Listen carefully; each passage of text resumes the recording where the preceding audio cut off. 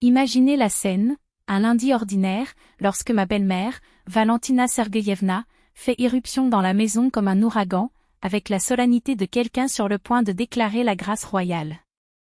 Je vous pardonne, annonce-t-il, comme pour accorder une indulgence papale. Et puis il ajoute, avec le naturel de quelqu'un qui demande de la monnaie au marché, il en reste 120 000 pour mon fils aîné et les Maldives. J'avoue qu'il m'a fallu quelques secondes pour traiter cette séquence absurde de mots. Pardonner? Pourquoi? Pour le crime odieux de voler son roman? Oui, car selon votre logique impeccable, je serais le méchant qui enlève le fils à sa mère, et donc je méritais la clémence. Mais qu'est-ce que cela a à voir avec un paradis tropical?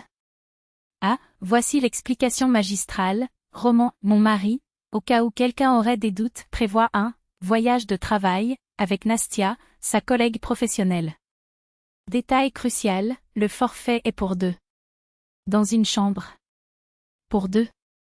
Aux Maldives. Et comme toute bonne entreprise, il économise avec cette option d'hébergement très professionnelle. Le problème? Il en reste 120 000 pour conclure l'affaire. Et devinez qui devrait payer? Moi, bien sûr. Après tout, en tant qu'épouse, j'ai la noble obligation de soutenir mon mari, même si ce soutien implique de financer son escapade amoureuse avec une autre femme. Non, attendez, escapade professionnelle. Parce que, selon Valentina, ils vont travailler. Aux Maldives.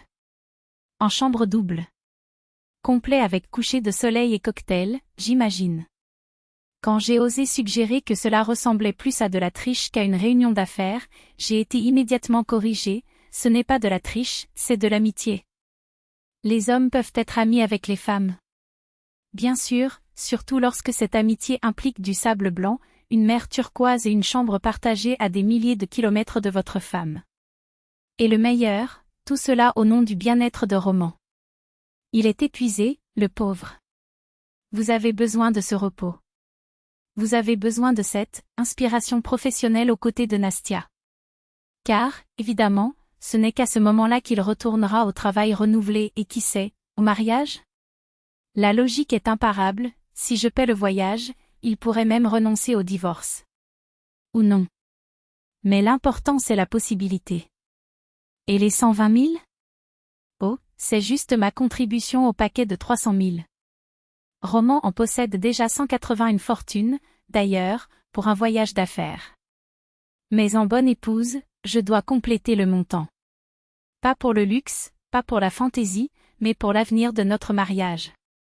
Car rien n'unit plus un couple que la femme qui soutient le programme de son mari avec un autre. C'est presque poétique, moi, là, en train de le payer pour qu'il réfléchisse à notre relation, en prenant un bain de soleil avec Nastia. Qui sait, entre une plongée et une autre, il ne se rendra pas compte que je suis le bon choix? Ou non? Mais cela en vaudra la peine, car après tout, Roman est un bon garçon. C'est juste déroutant. Confus entre épouse et maîtresse, entre devoir et plaisir, entre la chambre conjugale et la suite aux Maldives. Et la solution à cette confusion? Plus de temps avec Nastia. Évidemment. Lorsque j'ai refusé d'être le sponsor officiel de cette farce, j'ai été accusé d'être égoïste. Après tout, c'était de ma faute si Roman n'avait pas pu clarifier ses idées dans un cadre paradisiaque. Il ne pouvait pas évaluer ses priorités en buvant quelque chose de frais au bord de la mer, avec Nastia à ses côtés. Parce que, écoutez, aux Maldives, on a le temps de penser à la vie. Contrairement à la maison, où le travail et la routine font obstacle à cette noble mission. Et le pire, sans mon soutien financier, il pourrait tout abandonner.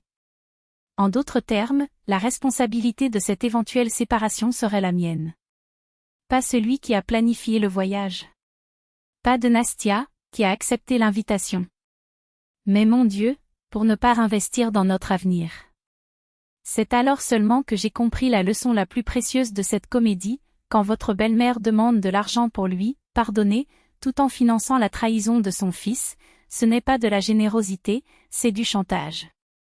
Cela ne concerne pas la famille, mais plutôt sa complicité dans sa destruction.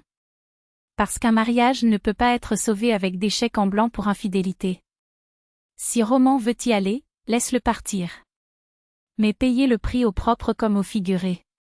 Parce qu'aucune femme ne devrait avoir à supporter sa propre humiliation.